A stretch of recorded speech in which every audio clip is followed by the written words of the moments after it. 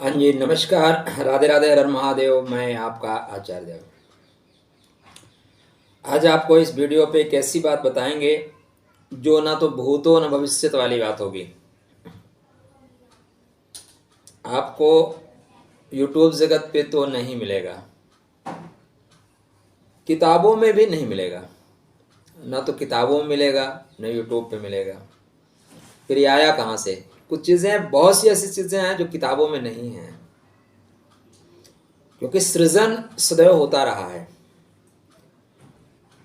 वृश्चिक राशि, आपके चंद्रमा यहाँ पे जाके पीड़ित हो जाते हैं, परेशान हो जाते हैं। शास्त्रकारों की बात माने तो नीच के हो जाते हैं। ऐसा कौन सा कर्म आपने किया जिसकी वजह से आपके चंद्रमा नीच के हो रहे हैं?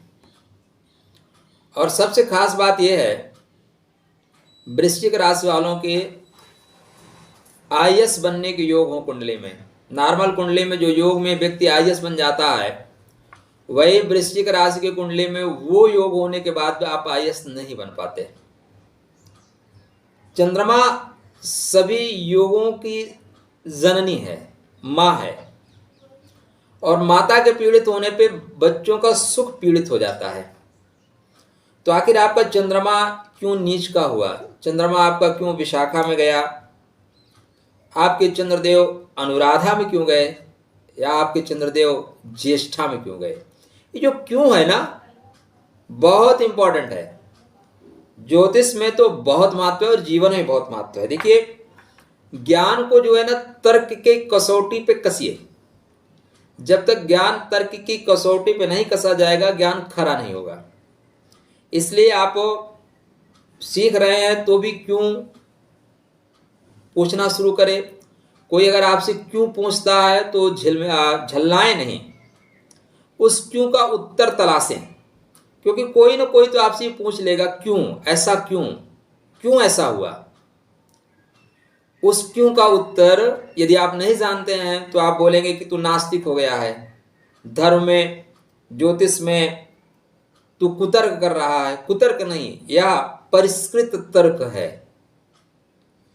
प्रश्न तो बनता है कि आखिर आप ऐसा आपने क्या कर्म किया कि आपके जो सुख का मूल है वही दब गया। ठीक है ना? तो आज हम उन्हीं प्रश्नों का उत्तर आपको प्रदान करेंगे। लेकिन एक मजे की बात बताऊं, अभी आप लोगों का चंद्रमा नीच का है ना, और आगे भी बहुत अच्छा दिखाई नहीं दे रहा है। कारण भाई, इसी वीडियो को देखेंगे कितने, कम से कम धीरे धीरे काफ़ी मात्रा में हो जाएंगे, और 12 से 14% लोग ही सब्सक्राइब करते हैं। शेष जो है 86 से 88% लोग सब्सक्राइब नहीं करते। तो आप, दो वर्ड है महाराज, एक है कृतज्ञ होना, एक होता है कृतघ्न होना। दो वर्ड है, कृतज्ञ और कृतघ्न। कृतज्ञ का तात्पर्य होता है एहसान मानने वाला, और कृतघ्न का मतलब होता है एहसान फरामोश। तो अब आप सब्सक्राइब करो या ना करो, मैं ये नहीं कहूँगा। अब आपका निर्णय है कि आपको एहसानमंद होना है या एहसान फरामोश होना है। लेकिन आपके भाई कर्म ही आपके ग्रहों की गति को बदलते हैं। तो कृपया सब्सक्राइब कर लीजिए, क्योंकि भाई ये कोई मतलब नहीं होता। भाई महाभारत का युद्ध हुआ तो भी एक तरफ 9 और एक तरफ 7, ठीक है ना, संख्या थी। ज़्यादा में डबल की संख्या नहीं थी, 1.5 गुना की संख्या ज़्यादा थी। यहाँ पे तो 12-14% और 88%, 86% ऐसी संख्या आ रही है। तो थोड़ा चैनल को सब्सक्राइब खुद करिए। जो लोग देख रहे हैं उनसे भी कहिए सब्सक्राइब किया करें। महाराज, मैं आप लोगों के लिए इतने शोधात्मक बातें लाता हूँ जो किताबों में नहीं मिलेंगी। तो चलिए हम चलते हैं एक जन्म पीछे, आपके विगत जन्मों की बात। तो विगत जन्मों में अब यहाँ 3 तरह की स्थितियां मिलेंगी। किन तरह की? 3 तरह की। देखिए, ये प्रश्न मैं आपको क्यों बता रहा हूं, क्योंकि आपके चंद्रमा यदि नीच के हो गए ना, उपाय काम नहीं करते दोस्त, पूजा पाठ नहीं काम करता, रत्न काम नहीं करते, तंत्र मंत्र भी काम नहीं करते, आदमी व्यथित हो जाता है, परेशान हो जाता है। तो दरअसल हमें जड़ में लौटना होगा। वेदों की ओर लौटो ना, ज्ञान की ओर लौटो। तो जड़ की ओर आज हम लौटने की कोशिश कर रहे हैं, आपको भी जड़ की ओर ले जा रहे हैं। क्योंकि जो समस्या है ये इस जन्म की नहीं है, समस्या के जो जड़ है विगत जन्मों में है। तो उसको जड़ से दूर करने के लिए हमें विगत मतलब पिछले जन्म में जाना पड़ेगा। और हमारे जो ये दैवज्ञ थे, ऋषि थे, ये तो कई जन्मों की यात्रा करते थे, तो ये सब जान लेते थे। आजकल साधना तो रही नहीं, साधन भी नहीं रहे, तो लोग नहीं जान पाते। तो मैं आपको थोड़ा सा पीछे ले चलता हूँ, चलिए मेरे साथ यात्रा करिए। तो यदि आपका जन्म वृश्चिक राशि में हुआ है और आपने जन्म लिया है विशाखा नक्षत्र में, ठीक, ध्यान से सुनिएगा, आपका जन्म वृश्चिक राशि में है और यदि आपने लिया है जन्म विशाखा नक्षत्र में, तो भाई क्या कारण है कि इस जन्म में आपको वृश्चिक राशि और विशाखा नक्षत्र मिला है? ऐसा क्या पिछले जन्म में हुआ? तो उसका कारण मैं आपको बता देता हूं। देखिए, आप निश्चित रूप से क्या गारंटेड, अब आप ऐसी जगह पे विराजमान थे जहां पे आपका काम था लोगों को ज्ञान प्रदान करना।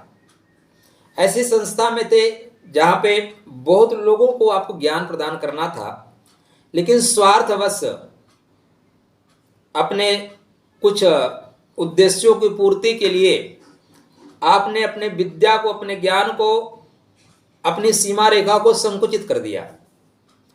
जहां पे आपके श्री हाथों से हजारों हजार लोगों का कल्याण होना चाहिए, वहां पे आप कुछ परिवारों तक ही सिमट के रह गए।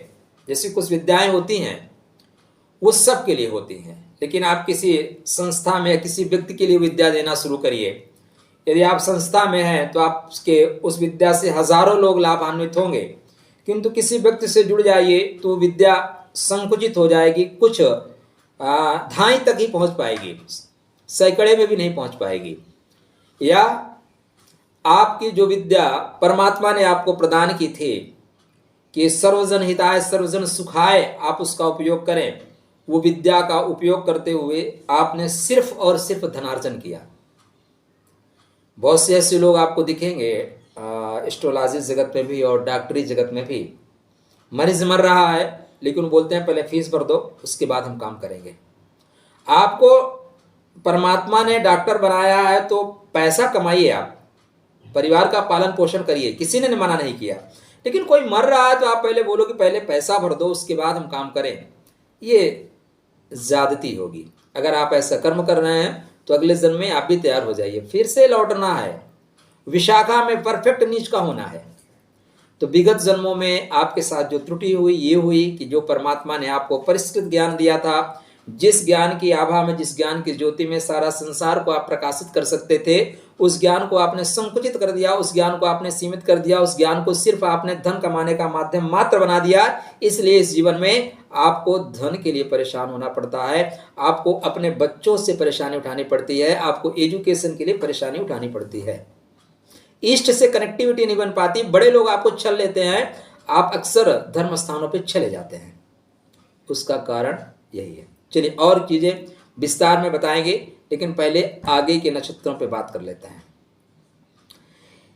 3:20 के बाद दूसरा नक्षत्र स्टार्ट होगा जिसका है नाम है अनुराधा। अनुराधा में चंद्रमा धीरे से निम्नता, नीचता छोड़ना शुरू करते हैं, मतलब आप नेटवर्क की ओर बढ़ना शुरू करते हैं। चंद्रमा यहाँ से मलिनता को धीरे धीरे खत्म करता है, चंद्रमा धीरे धीरे ठीक होना शुरू होता है, लेकिन है यहाँ पे नीच की डिग्री में, नीच की राशि में, डिग्री में नहीं राशि में। तो यहाँ पे चंद्रमा आपके नीच किया है, मतलब क्या हुआ, आप विगत जन्म में, देखिए अगर आप हमसे पूछोगे ना कि आपको हम विगत जन्मों तक कैसे लेके जा रहे हैं, तो मैं उसकी मैथमेटिक्स आपको बता सकता हूँ। और तेरा तुझको अर्पण क्या लागे मेरा, मुझे एक बात की बड़ी खुशी है, इस समय यूट्यूब जगत पे मैक्सिमम लोग नक्षत्रों की बात कर रहे हैं, और मेरा यही उद्देश्य था जब मैंने स्टार्ट किया था नक्षत्रों पे बात, कि लोग नक्षत्र पे बात करें। और आजकल हर तीसरा ज्योतिषी नक्षत्र की बात करता है। जब मैंने स्टार्टिंग की थी तो यूट्यूब जगत पे कोई नक्षत्र की बात नहीं करता था, और आज लोग कर रहे हैं, खुशी की बात है। तो मैं चाहूँगा कि इसको भी मैं लोगों को प्रदान करूँ, और हमने एक नया चैनल खोला है देवोला जी, उस पर दिसंबर माह में कार्य आरंभ हो रहा है, तो आप वहाँ पे शीघ्र पहुँचिए। मैं लिंक दे दूंगा, सब्सक्राइब करके आइए। तो ज़्यादा से ज़्यादा लोग जुड़िए, क्योंकि स्टार्टिंग से जुड़े रहेंगे तो फायदा होगा। तो यदि आप अनुराधा नक्षत्र में आपने जन्म लिया है, तो अनुराधा में क्यों जन्म लिया और विगत जन्म में ऐसा क्या हुआ जिसके दंड स्वरूप आपको अनुराधा वृश्चिक राशि और अनुराधा में भेजा गया। देखिए, एक चीज तो हरदम याद रखिएगा कि हम शिकायत कर सकते हैं कि हमारे साथ गलत हुआ, हम इस दंड के भागी नहीं थे, लेकिन परमात्मा कभी भी गलत नहीं करता। उसके लिए संबंधों का कोई मतलब ही नहीं होता। हमारे कर्मा ही तो हमारे लिए रास्ता बनाते हैं। हमारे कर्म ही डिसाइड कर देते हैं कि हम इस राशि में जाएंगे और इस नक्षत्र के इस चरण में जाके खड़े होंगे। तो ऐसे क्या कर्म हुए आपके, ऐसे कौन से त्रुटियां हुई जो आपको यहाँ पे आके खड़ा होना पड़ा। विगत जन्म में हम पिछले जन्म तक ले चल रहे हैं और हम आपको अगले जन्म में भी ले चलेंगे। मैं आपको इस जन्म की, पिछले जन्म की और अगले जन्म की बातें तीनों को बताऊंगा। और आप, अगर आपके अंदर क्षमता है तो पिछले जन्म में जाकर देख लीजिए, नहीं मिलेगा तो बताइएगा। और मैं आपको अगले जन्म में की बात बताऊंगा। मरने के बाद जो अगले जन्म में पैदा होइएगा, नहीं होगा तो फिर मेरे से शिकायत करिएगा। व्हाट्सअप नंबर यही, मैसेज करिएगा। राधे राधे। थोड़ा प्रयास करते रहिए, लेकिन ये संभव है। विगत जन्म में आपको ऐसा पद मिला था जिसका आपको लोगों को बांटना था। जैसे वर्तमान में क्या पद होता है, वर्तमान में एक व्यवस्था सरकार ने बनाई है जिसका नाम है कोटेदार। कोटेदार नाम आप लोगों ने सुना है। कोटेदार एक ऐसा व्यक्ति होता है जो सरकार के द्वारा प्रदत्त जो खाद्य सामग्री है उसको गरीबों तक पहुंचाता है। मतलब मार्केट में चावल 50 रुपए किलो है, लेकिन सरकार आपको 1 रुपए किलो दे रही है और वो कोटेदार के थ्रू आपको 1 रुपए किलो मिलेगा। चीनी सस्ती मिलेगी, तेल सस्ता मिलेगा, चावल गेहूं सारी चीजें किसान मतलब गरीब लोगों के लिए सस्ता है। तो विगत जन्म में आप ऐसी जगह पे विराजमान थे जहां पे आपके थ्रू लोगों को खाद्य सामग्री मिलती थी, खाने पीने की चीजें मिलती थी, संसाधन आपके थ्रू ही लोगों के पास जाता था। लेकिन आपने क्या किया, संकुचित हो गए। क्या हो गए, संकुचित हो गए। जो लोगों को खिलाना पिलाना था उसको जैसे आजकल कोटेदार करते हैं, प्रधान करते हैं। अब प्रधान और प्रधान की वेतन देखिए या नेताओं की वेतन देखिए, 5 साल में इतना पैसा कमा लेते हैं कि पीढ़ियां खाती हैं। प्रधान जी के वेतन देखिए, लेकिन 2 साल बाद उनके पास फॉर्च्यूनर गाड़ी, ये गाड़ी वो गाड़ी सब आती है। कहाँ से आती है? जो व्यवस्था आपको दी गई थी गरीबों को देने के लिए, आप नहीं दे रहे हैं, उसका उपयोग खुद कर रहे हैं, लेकिन अगले जन्म में उसके दंड स्वरूप आपको यहाँ आना पड़ेगा। कुछ न कुछ त्रुटियां आपसे हुई हैं, तभी आप अनुराधा में पैदा हुए हैं। अब दंड क्या है? दंड क्या है कि सब कुछ होने के बावजूद, सब कुछ करने के बावजूद लोग आपके सगे नहीं हैं। कोई ऐसा सगा नहीं जिसने आपको ठगा नहीं। क्यों? क्योंकि वो विगत जन्म में भी कोई ऐसा नहीं था जिसके 1 केजी अथराइज था तो आपने 800 ग्राम दिया, 900 ग्राम दिया, बचा लिया। गवर्नमेंट आपको 3 केजी दे रही है गरीबों को देने के लिए, आप 2 ही केजी दे रहे हो, बोलते हो इस बार राशन आया ही नहीं। मैं एक छोटे सेंस में बताया कि आपको, लेकिन आप बड़े संस्था भी ऐसे हो सकते हैं जहाँ पे लोगों को सामान देना चाहिए। राजा के संस्था में हो सकते हैं, जल विभाग में हो सकते हैं, पानी समय से छोड़ना चाहिए, लेकिन आप लोगों ने नहीं छोड़ा। अब ये चरणों में जाएंगे, जब आप चरणों में जाएंगे तो एग्जैक्ट लोकेशन में पहुंच जाएंगे कि आप थे कहाँ, विभाग में पहुंच जाएंगे, विगत जन्म में किस विभाग में थे। तो आप अगर अनुराधा में पैदा हुए हैं तो दरअसल आपको मिला था काम पोषण करने का, आपको काम मिला था लोगों का भरण पोषण, लोगों को खिलाने पिलाने का। लेकिन जो संस्था के तहत होना चाहिए, जो बड़े लोगों में होना चाहिए, उसको आपने संकुचित कर दिया, और जो ज्यादा लोगों को देना चाहिए उसको लिमिटेड लोगों को दे दिया। और इसीलिए आज आप इस जन्म में बहुत लोगों का काम कर रहे हो, लेकिन कुछ ही लिमिटेड लोग आपकी सहायता कर रहे हैं। ज्यादातर लोग आपको तिरस्कृत कर देते हैं, क्योंकि जो लोग आपसे मांगने आए थे, आप धनाढ्य थे, आप क्षमतावान थे, लेकिन आपने लोगों को दिया नहीं, लोगों को तिरस्कार प्रदान किया। अतः आज देखिए, इस धराधाम पे परमात्मा के अकाउंट में कोई गड़बड़ी नहीं हो सकती। हमारे कर्म ही तो हैं जो हमें भाग्य के रूप में आते हैं। तो ये चीजें आपके विगत जन्म में है। मैं आपको इसलिए बता रहा हूं कि उनका समन कैसे करना है, उनको नष्ट कैसे करना है। तो पहले ये जान लें कि परेशानी आई कैसे, फिर हम नष्ट करने की बात पे आएंगे। तो यदि आप अनुराधा में पैदा हुए हैं तो इसीलिए पैदा हुए हैं क्योंकि बहुत मौका था आपके लिए, लोगों के कल्याण करने के लिए। आपके द्वारा बहुत से परिवार चल सकते थे और आपने उसका उपयोग बहुत संकुचित मात्रा में किया। इसलिए आज परमात्मा सब कुछ होने के बावजूद आपके साथ ऐसा आप एहसास करें, सबके लिए आप कर रहे हैं, लेकिन आपके लिए लोग कर नहीं रहे हैं। दिल से सोचिएगा, फिर बताइएगा क्या मैं गलत कह रहा हूँ। हाँ, हजारों कमेंट में आते हैं मेरे पास, उसमें 990 कमेंट लोगों के साथ ऐसे आते हैं जो लोग बोलते हैं मेरे साथ हो रहा है। एक दो लोग ऐसे भी आते हैं जो लोग बोलते हैं आप झूठ बोल रहे हो, मेरे साथ ऐसा नहीं हो रहा है। तो उन एक दो लोगों के लिए काम नहीं करना है, ठीक। अगर हमारी प्रोडक्शन 80% लोगों के पास सही जा रही है ना, 70 से 80 के बीच में जा रही है, देन मेरा काम बढ़िया चल रहा है। मैं सही बता रहा हूँ। 10-5% तो गलत जाएगा ही जाएगा जी। खैर, अब ये चरणों में जाके आप पता करेंगे कहाँ पे थे आप। यदि आप तीसरे नक्षत्र में पैदा हुए, ज्येष्ठा में पैदा हुए, तो ज्येष्ठा में आप पैदा हुए तो क्या, क्यों पैदा हुए ज्येष्ठा में, और विगत जन्म में क्या त्रुटि हुई। ज्येष्ठा इंद्र की शक्ति है आपके पास। क्या है? इंद्र की शक्ति है। कामनाएं व्यथित करते हैं।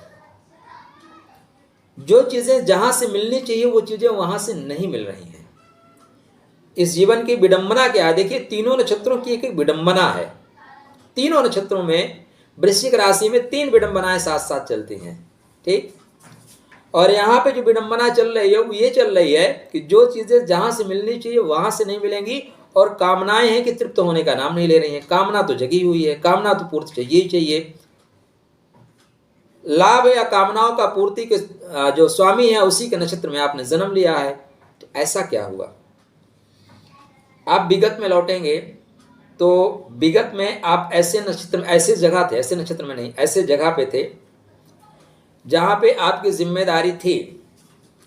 आप एक ऐसे संस्थान में, ऐसे गुरुकुल में, एक संस्थान कहिए, गुरुकुल ना कहिए, गुरुकुल आप थे कि नहीं थे, वहां पे आपके चरणों में जाके पता करना पड़ेगा कि किन चरणों में थे।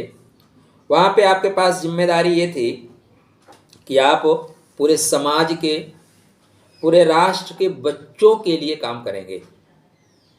अब बच्चों को एजुकेशन देना हो सकता है, बच्चों को खिलाना हो सकता है, बच्चों की परवरिश हो सकती है, बच्चों का रक्षण हो सकता है, बच्चों को नौकरी प्रदान करना हो सकता है।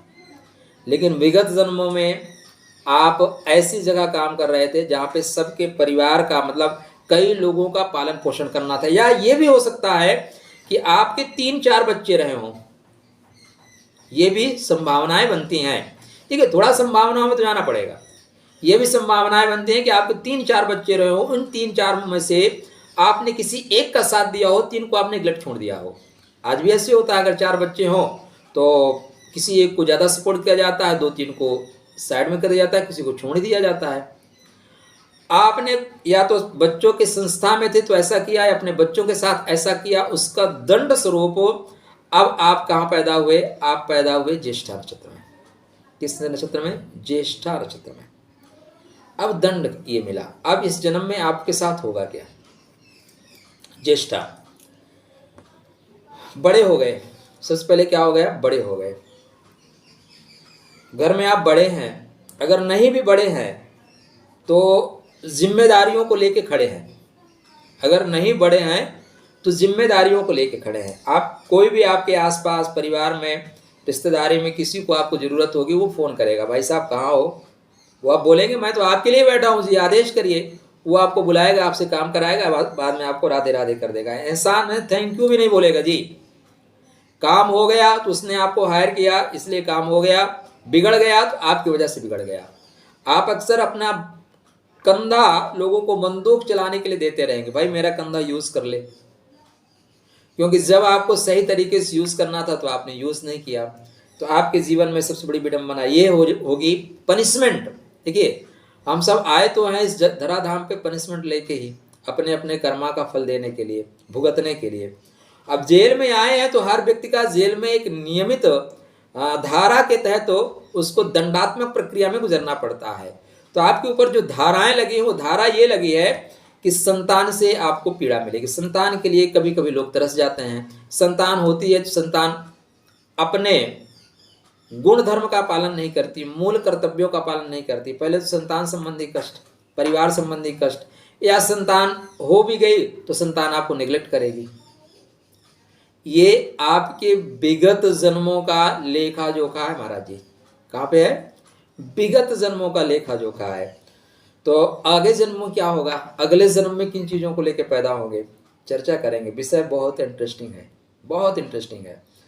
इसको ठीक कैसे करेंगे, नेक्स्ट वीडियो में इसको ठीक कैसे करेंगे। चलिए, वीडियो पसंद आता है ना, शेयर जरूर करिएगा। राधे राधे।